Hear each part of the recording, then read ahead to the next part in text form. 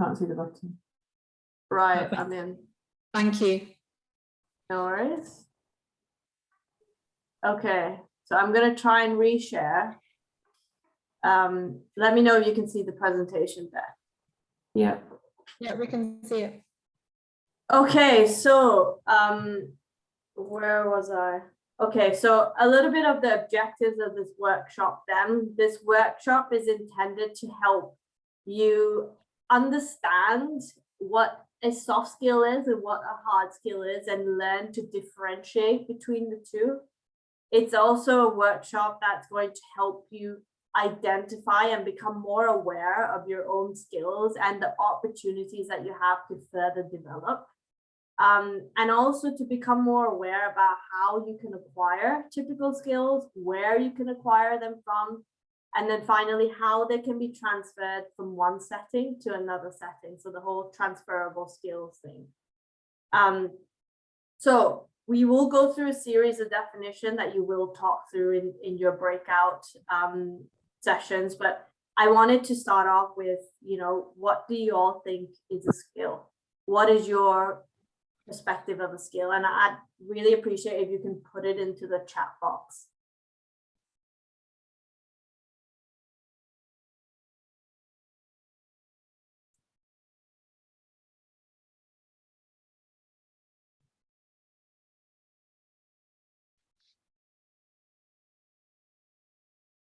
And there's really no right or wrong answer here, so don't hold back.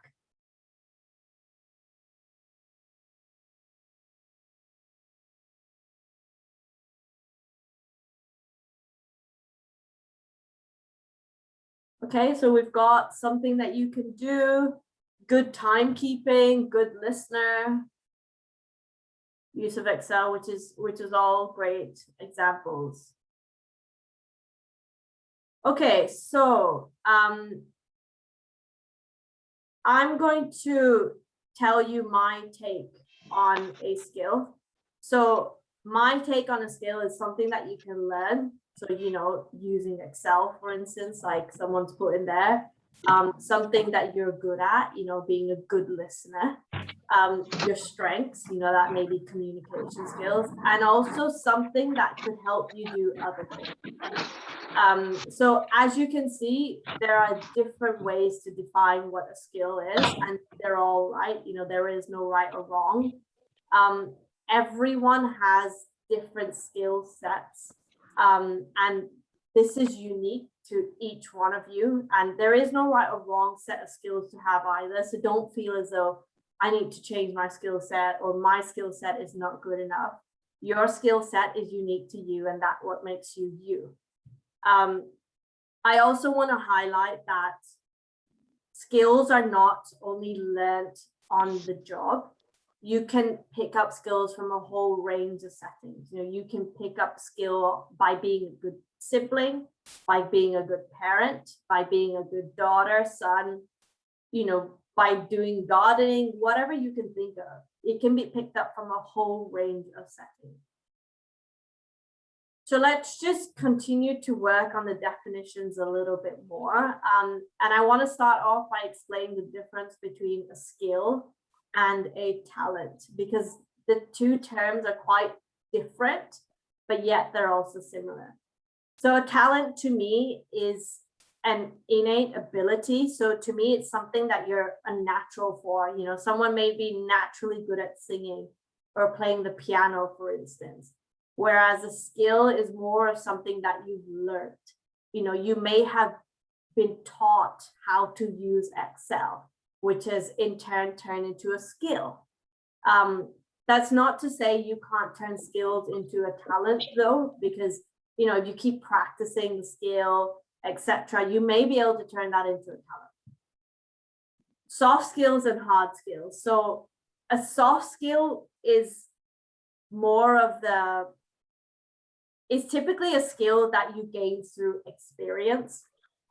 It's more of the people and interpersonal skills, and it's a skill that's really difficult to quantify.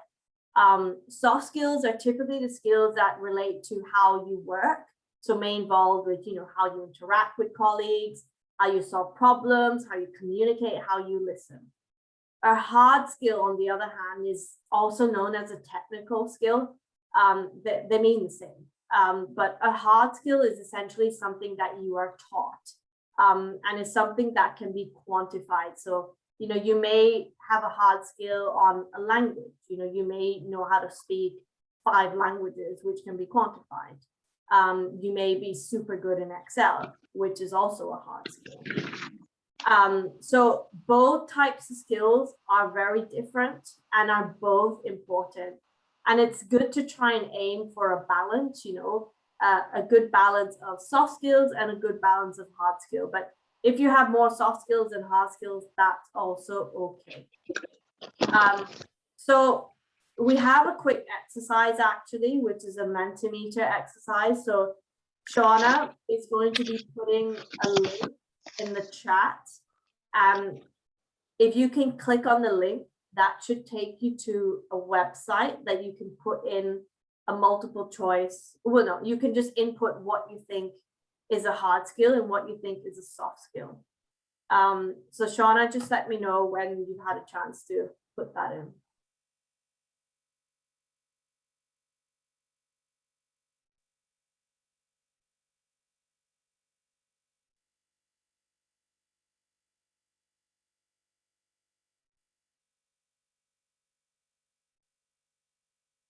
Okay, so you should have received it now.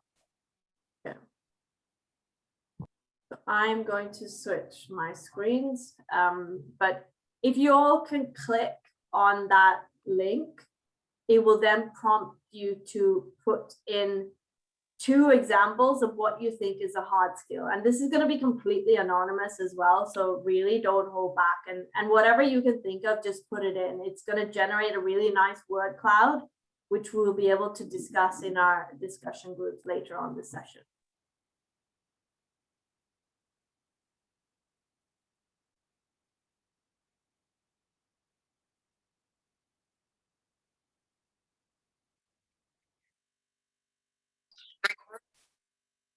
Okay, so we've got one already that's coming. Thank you.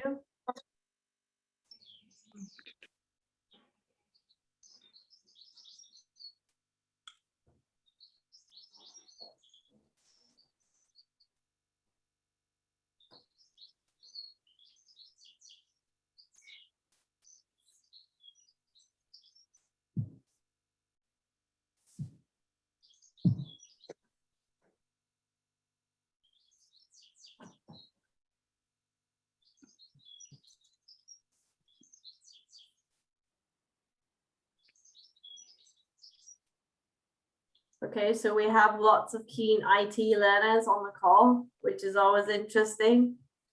I don't really like IT, but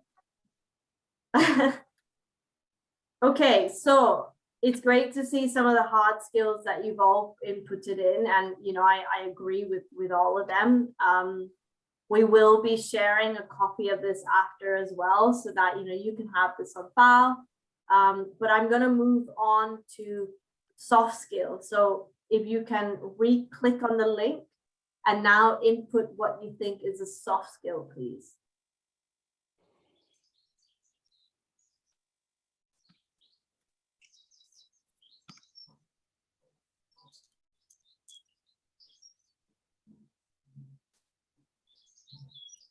Yeah.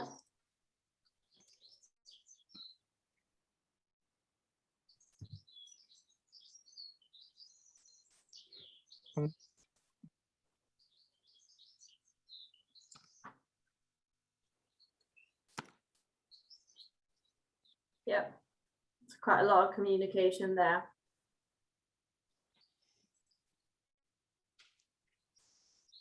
Okay, excellent. It's really good to see, you know, that everyone has some really good examples of both soft skills and hard skills. So thank you for providing that. I'm just going to flip back to the presentation now, and then I'm not going to pick on what we just did, because like I said, it will be discussed in your groups later on. So I'm just going to move on and introduce the definition of a transferable skill. But we will be talking through this a lot more when we talk within our groups.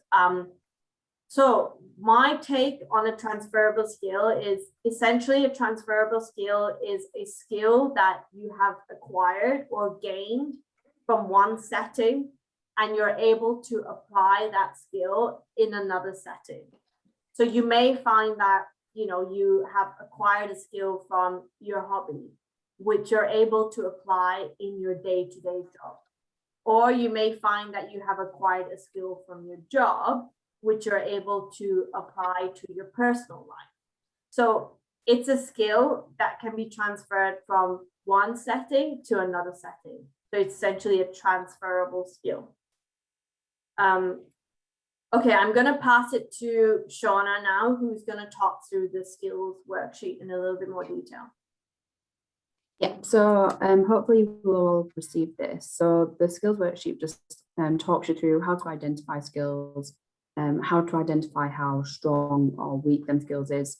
You may use both, for instance, in an interview setting, about strengths, and they also ask about weaknesses. So it's good to also identify things that you're maybe not so skilled at, but something that you may be working on. What we aim to do is, when using this worksheet, is obviously pick out competencies that you might have, or what you might identify with. What we want to go through in this workshop is really how to communicate them. So not just trying to use a headline and say that I'm good at finding solutions, or I'm good at trying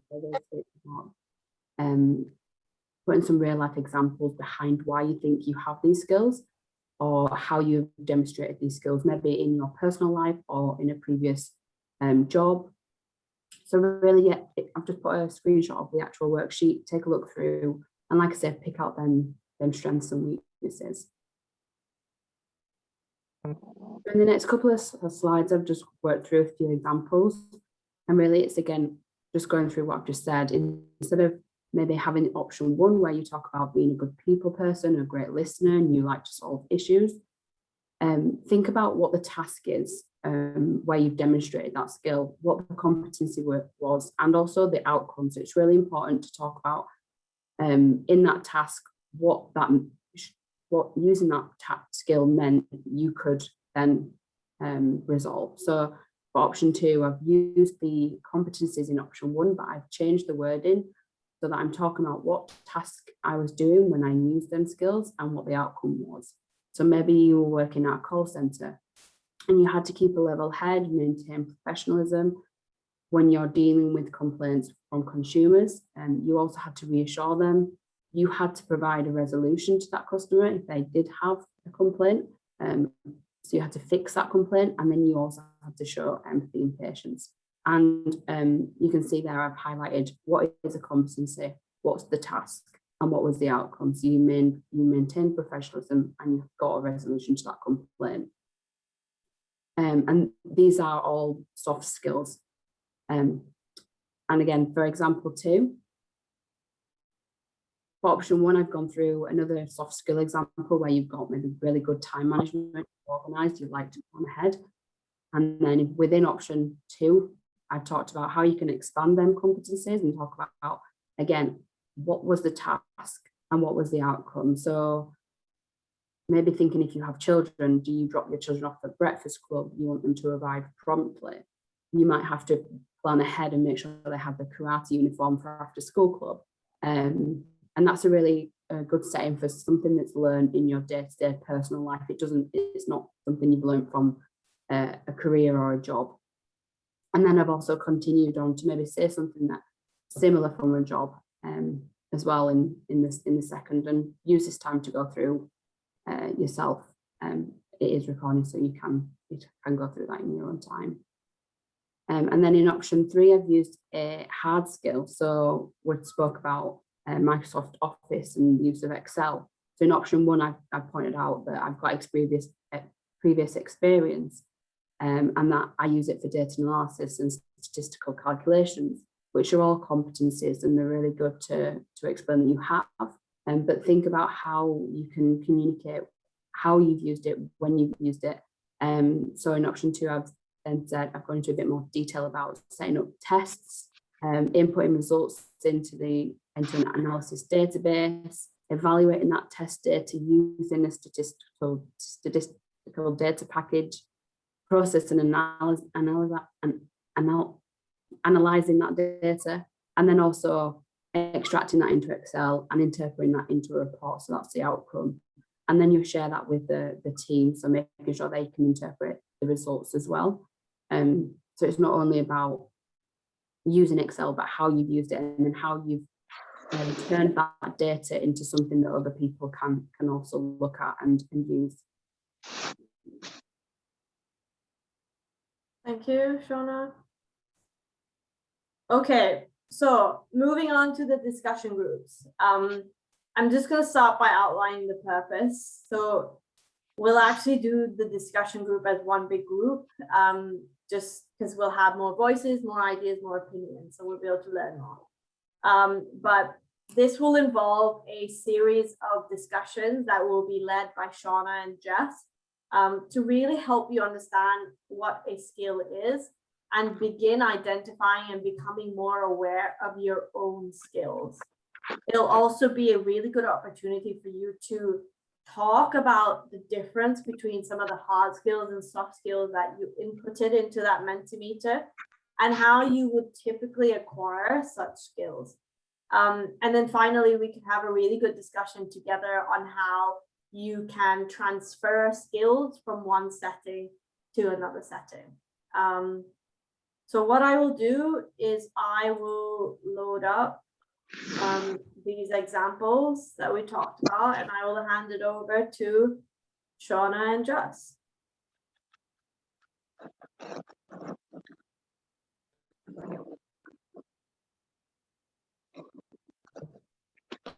Yeah, so if we want to start with hard skills, I mean, has anyone inputted one of these skills that they would like to talk about?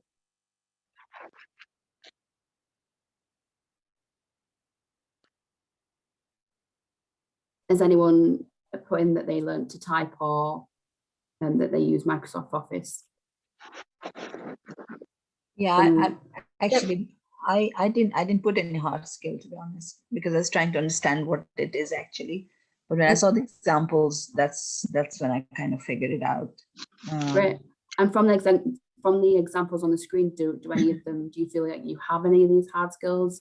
Have they prompted you to think of other hard skills that maybe you weren't aware of? Yeah, we could put a name to the skill now, whereas before a skill was a skill. You didn't realize, how to differentiate between the two.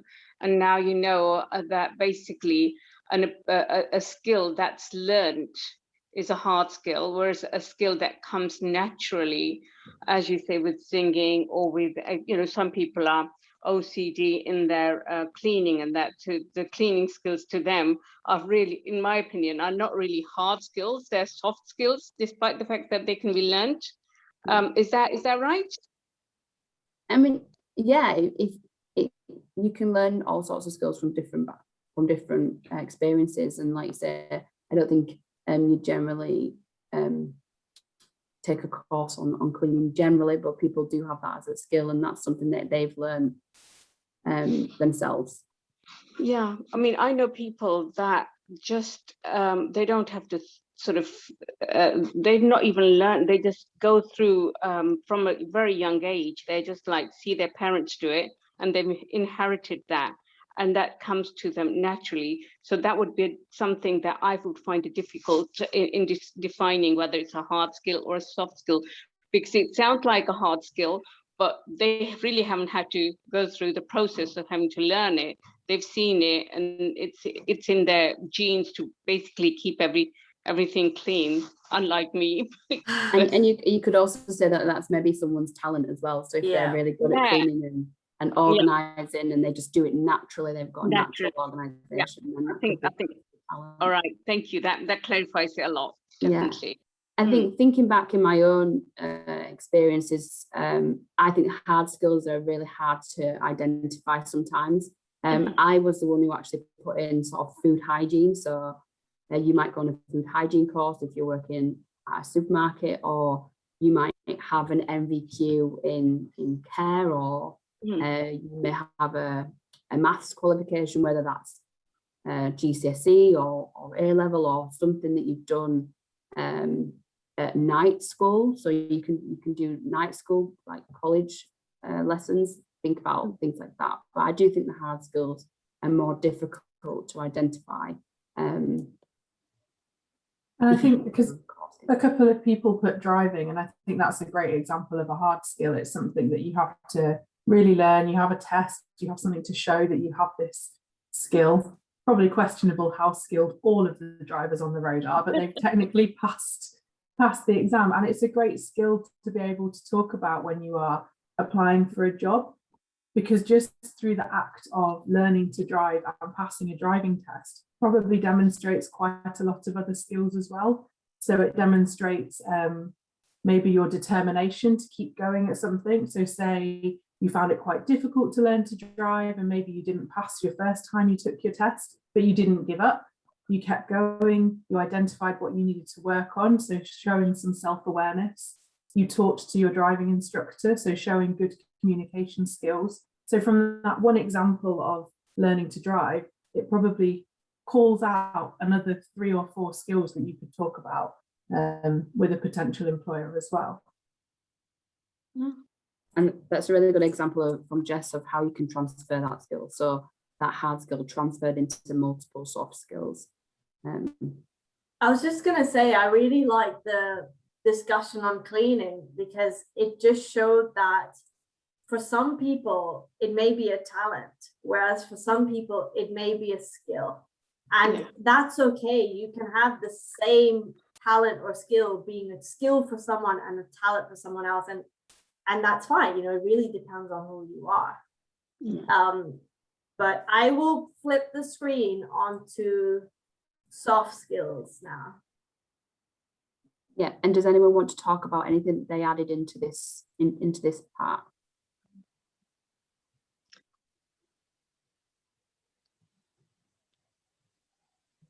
I'll start it if I put the ability to persuade people. I think that's a soft skill because it sort of calls on your innate abilities, inner abilities to be able to do something. It's not, I mean, although you can learn the art of persuasion, they say, but it doesn't quite come naturally. To me, I think, like people have put in there, you know, interpersonal and ability to listen and that. I think the persuasion is a soft skill in that sense. Yeah, I agree. And even if you feel, so in that example for persuasion or in any of these others, so you feel you might have a natural ability, but is there anything that you've done in your life, so I guess either work related or personal, which has helped you develop that skill or helped you attain that skill in the first instance?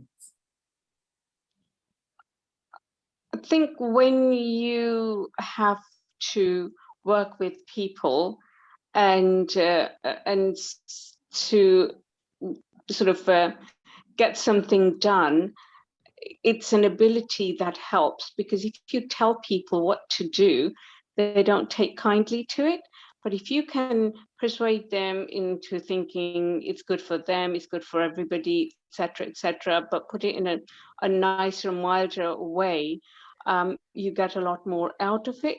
So in work, it definitely helps, because when you're working with people, you need everybody to get together and achieve the objective.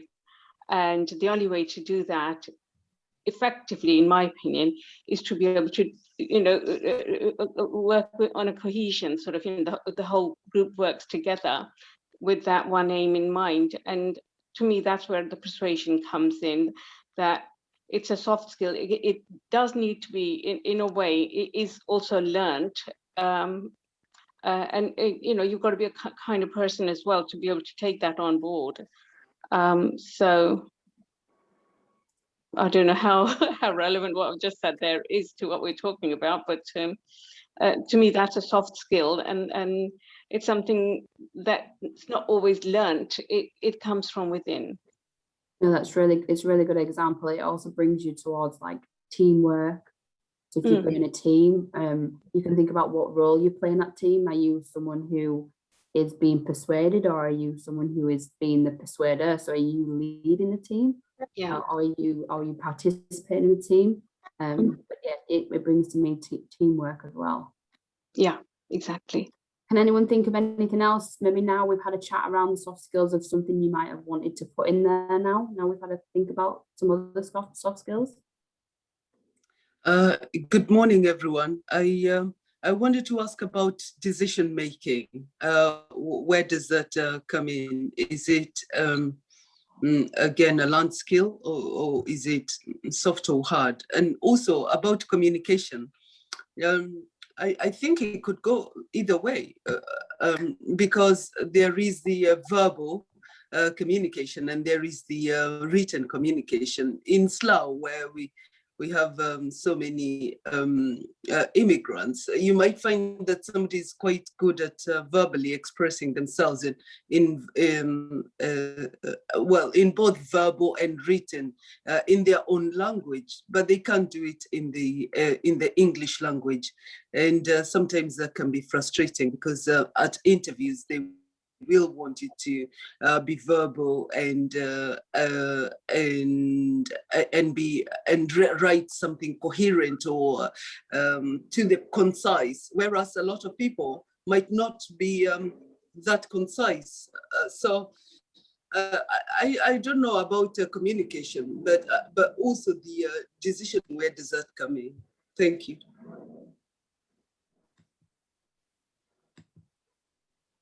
So I think from this session, I think it's really good that you're thinking about what's soft and what's hard, and where this is learned. I think communication, however, if you communicate in different ways, it can be different types. So like you say, if you're orally communicating, that could be a soft skill. But if you're really good at presenting, so presenting non-orally, then that could be, you could say that that's maybe a hard skill that you could learn. So how to present, how to use things such as PowerPoint, things like that could be classed as a hard skill. And I do think soft skills are also things that can be learned, but they're more individual to that person, whether or not you're good at it and how much time you put into it to make it a good skill, something you're really good at. Decision making again is probably more of a soft skill, but it depends the way you think about these skills and how you apply them. If you're really good at decision making, so you're level-headed, that could be a soft skill, or you're in the details, so you pulled all the detail together to make a good decision. That could also be a soft skill that you have to help you make them decisions. Does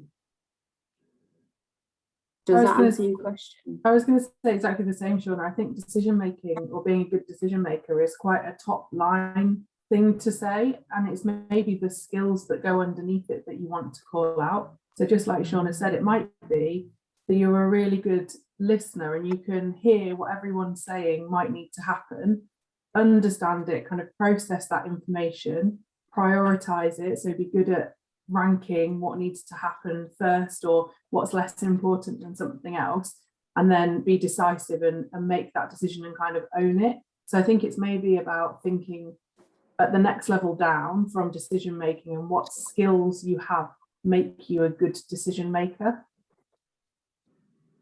Does that make sense, Josephine? Yes, okay. Okay. It does. I was thinking about it from a point of view, from a startup. I would like to start a business, so I'm obviously going to make a lot of decisions, and I think my questions was informed from that viewpoint. Thank you. You've answered my question. Thank you. And I think if you were setting up a company and taking a lot of decisions, then something you would be demonstrating is that you are happy to kind of take ownership of those decisions. So you make an informed decision based on the information you have, and then you support the decision you made and you live with it. So it's kind of showing that you take responsibility for what you've done. I think that would be one of the really good skills that comes with that kind of decision making. Right. I hear you. Thank you. No worries. Sounds exciting setting up your own business though. Yes, a bit daunting, but these courses are helping me to, to get everything together. So thank you very much. This is a key a part of it. Thank you. Okay, Shauna, shall we move on to transferable skills? How people feel they can transfer things? Yeah. So obviously we've gone through hard and soft skills. It's always good to figure out where you think you've learned them skills, but can anyone think of ways that you can then transfer them skills into a different setting?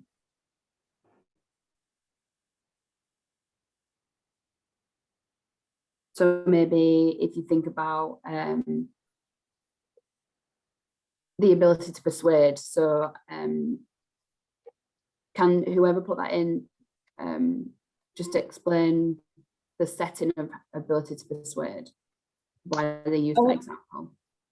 I basically from work really. I mean, I was more of a people. You have to be a people person, I believe, to be able to use this skill.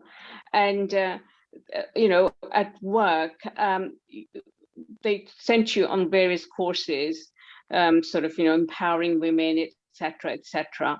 And so that's where I learned the skill. The ability to be able to use that in just everyday life too, within your family, within other social events, etc. It's so much easier when you sort of talk to people at their level, and rather than to say, hey, I'm organizing this is my, although I think that does have a part in it, but in a way, to be a leader and yet not to dominate, sort of thing. And that ability, I think, if you can transfer it into just daily life anywhere, really. Yeah, definitely agree. So you could have to persuade people in a meeting at work to get the objective set, but you also sometimes have to, so I don't know if any of you have children, but sometimes persuading children to just get dressed and go out to the supermarket and not have a meltdown is definitely something that some people do. It could also transfer into if you're able to persuade, maybe being patient. What other soft skills do you think come out of that can be transferred into something else?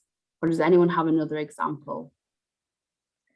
When I said good listener, I think I was in the sales and marketing field. So when you do your sales, obviously you have to have some sort of ability of listening also, because of the demand and what people would want. And I think now I want to get into health and social services, basically, which I think will help me kind of having this skill can be transferred to listen to the youth and children that I want to get into now in the mental health. That's perfect. Yeah. So yeah, I mean, listening is very important. If you have that skill, I think that could be used as a transferable skill in these kind of fields. If you want to change your field or change your career, I think listening is a big yes to this kind of career change. Yeah, so that's what I'll be transferring. Yeah, I was actually going to say maybe being a good listener in your job also made you a really good friend. And I think that the health and social care example that you gave is very similar to that. So being that listening ear, being that friendly face, being that friendly person, someone who other people feel they can confide in, that can also be a skill. Making people feel relaxed around you enough to share. Yeah, definitely. Can I add one more, or are we out of time? Yeah. No, yeah. I did sort of, although I didn't pursue it further, I did a fostering course, and within that they teach you so much that basically you're not at all aware of. How to deal with people, how to deal with children, what you should do, what you shouldn't do, etc., etc. And now I'm hoping, this is something voluntary that I want to do, is basically go and visit. I know I'm quite old, but there are people older than me, and I'm hoping that when I'm there, somebody else will do this for me, is go and visit people and sit with them and chat and have a cup of tea or something, but just sit and spend a half an hour with them. And that, what I learned there actually taught me so much as to how to not behave with various people, where you should sort of limitations, etc., and how far you should sort of go, and don't get involved in certain aspects, etc. So those skills that I learned there, I can transfer them into my new hobby or whatever you'd like to, pastime. And so it's amazing that you go with an intention of doing one thing, and you can use it in another field. Yeah. So Exactly. I mean that there was a lot of courses there, and I was thinking, never going to use these again because things didn't quite pan out as we'd hoped, with the children and that. But it is there's a lot of skills that you're not thinking that they're transferred until you speak about them. Yeah, exactly. And that fostering course is something that you've been taught. It's a hard skill course, but what it did is it also taught you a lot of soft skills. Yeah. So you can pull out them soft skills from that hard skill. And they're definitely things that you could use in a new career or in your day-to-day life. Yeah. It's definitely worth thinking about these when you're pulling stuff together for a new career or a new job. That's definitely. So it's really good that you've identified maybe something that you've not thought about before, or something you can maybe use. Did anybody else learn anything from running through these examples that they'd like to share?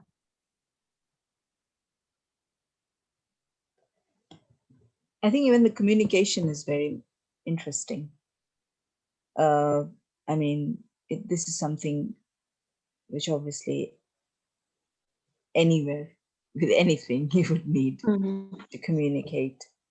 So that is a very, very, I mean, that's something I'm really working on at the moment, to be honest with you.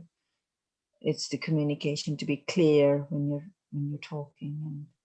And I think you just added a really good word there, which is rather than just saying you have good communication skills, because a bit like when we talked about decision making, it's quite a broad statement, but it's what you mean by that. So the ability to clearly communicate your message, that's a bit of a neater way of saying the skill, or it might be the ability to tailor how you communicate things depending on who you're talking to. So really being clear what you mean by communication, because like Josephine talked about, it could be written, could be spoken, could be body language, could be lots of different things. So really being specific and how that fits to what it is that you're trying to do, I think is important when we're talking about these kind of broad soft skills. Yeah. And also I think that's the key to any kind of interaction you want to do. So as you said, it's very broad.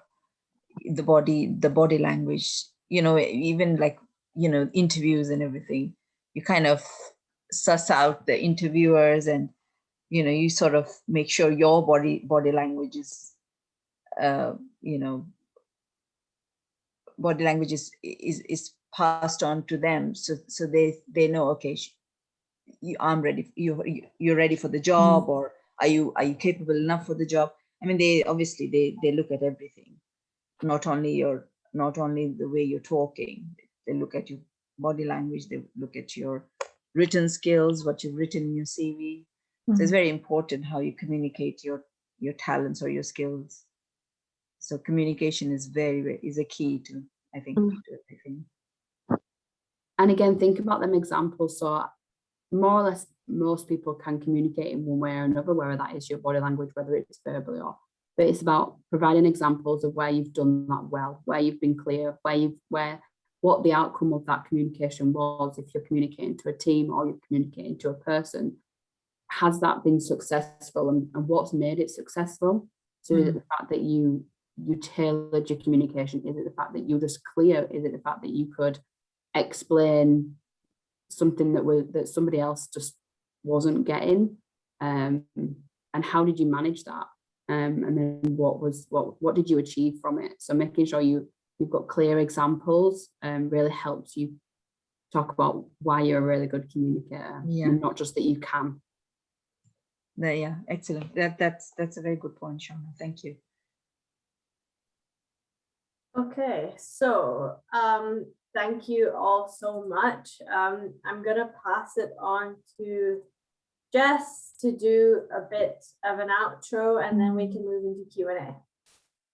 Yeah, so just to echo what Serena said, I think thank you everyone for being so open to talking and to inputting into the conversation we've been having, because really the best way we can get the most out of this kind of session is from talking to all of you guys. So thank you. I hope that this session has helped you all gain a bit more of an understanding of the difference between hard and soft skills. And we've talked a lot about the difference between them, and also between learnt skills and kind of innate talent. So hopefully that's kind of become a bit clearer.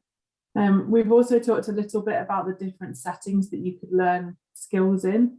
And I would just encourage you, when you are thinking about how you're going to sell yourself for whatever the opportunity is and the skills you're going to talk about, to not limit yourself to only one area of your life. So I think, like we've talked about, yes, education gives you skills. Yes, work experience gives you skills, but so does having a family, being a member of a club or an organization, playing a sport, supporting some kind of voluntary activity. So really take a step back and look at your whole self and everything that you do, where you could pull those skills from. And then I guess off the back of that, thinking about how skills learned in different areas can be transferred, which we've also talked a bit about. So I think Amandeep would have shared with everyone beforehand the worksheet, which Shauna briefly talked through. So hopefully that's useful for you as well after the session to use for some kind of personal reflection. And you might find it useful to use as a tool for where you're trying to identify what skills you have, but also where your gaps might be and where you might want to try and do something to learn a new skill that would be useful for your next job or your next voluntary activity that you want to take part in. I think, Serena, you would share the Mentimeter as well. Yeah. Is that right? Yeah. So again, thank you. I guess that's kind of all of the content we wanted to talk through in the session, but we have some time, about 10 minutes, if anyone has any questions which you wanted to ask any of us.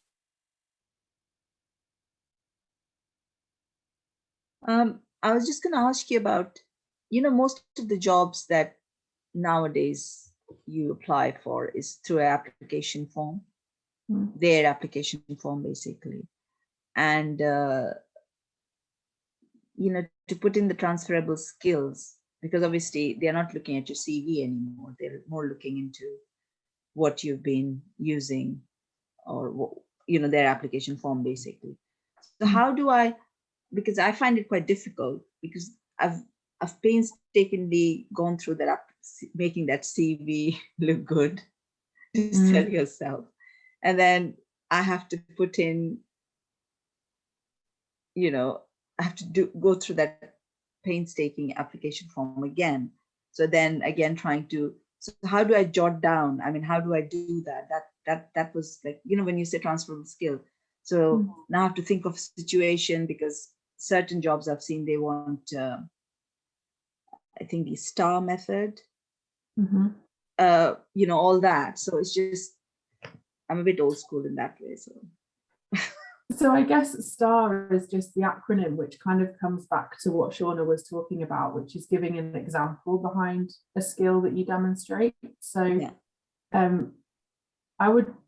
I haven't filled in, so I haven't applied for a job for a while. I've been in this job for more years than I probably want to admit to everyone. On Good the call. luck on that. Yeah, but I would recommend really trying to put that detail about not just the skill you have, but why it's useful or where you've demonstrated it in the past. And I guess I understand I can see it's really frustrating when you spend a lot of time on your CV and getting that kind of polished and ready to go, and then you have to pull it apart and kind of copy paste sections into the and the other hard work is that when you're putting a CV, you're just writing down what skills you've got, and now to put it into situation when you have a work gap of, for example, 3-4 years, because I'm going back to work after my pregnancy, after having the child, and now she's 6.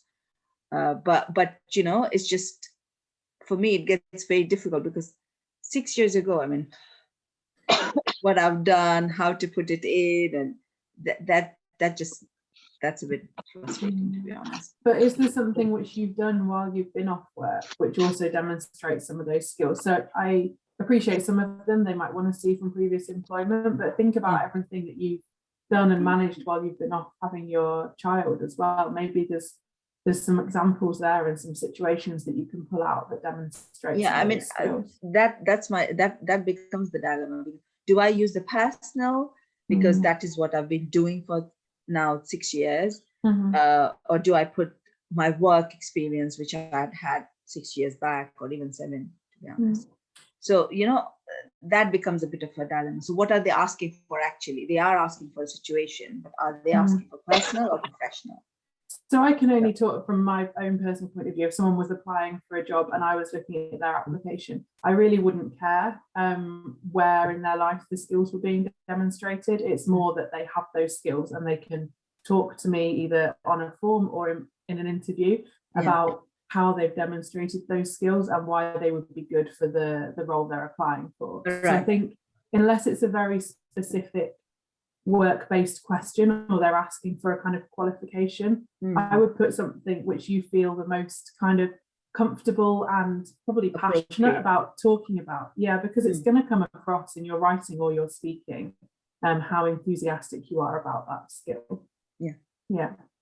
I was just going to add also that, you know, when you are answering questions, think about what the role requires, what sort of skills the role could benefit from, and use that to your advantage and really pull those examples out. And Jess is right. I mean, it really depends on the hiring manager and whether they would want professional type examples or personal type examples. But, you know, if you're really in doubt, you could make sure you cover a range of them. You know, for some questions use personal, for some questions use professional.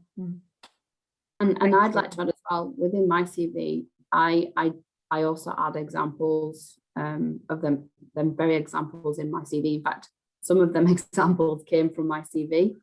So I actually put in my CV what job I did, the skills I learned, but also how I learned them in that role. So what I was doing in that role to develop them skills. And I actually have that in my CV. So maybe it's something to think about, making your CV more contextual. So think about them very similar examples so that you can use them and then maybe expand on them in the application. And like Jess and Serena said, try and tailor them to the job that you're going for, or and make sure it's relevant. So it might be that an example in your home life is way more relevant than an example from your professional setting 6 years ago. But it's making sure it's the best example. It's the one that you're comfortable about speaking about, the one that you're most passionate about, because they will use that to interview you. Thank you. Josephine, I think you're on mute. Okay, can I just quickly add, I don't know whether this would help, but if there was a gap and maybe she said something like maybe she learns quickly and maybe she's willing to learn anything new, because they might be worried that maybe the digital season might have passed her. But maybe if she said that she was willing to learn or she learns things quickly, do you think that would help? I don't know. It's a skill, definitely it's a skill, you know, being able to adapt, pick up knowledge very quickly. Yes, definitely. I think it would help. Okay, for me, I have a question about how to communicate my sales pitch, because I'm hoping to start a recruitment company and I'm going to be sending carers to care homes. So there's what they call the 30-second elevator pitch. So, okay, if I said, if somebody asked me and in 30 seconds, they asked me, so what do you do, Josephine? And I said, I send carers to care homes. Does that, how could I make it more punchy, to have more oomph? So because I'm just scared that if I'm in one of these networking meetings and I just said that one sentence, that it doesn't hold any weight. I don't know what suggestions can all of you give me for that pitch? So I think you're playing down that skill.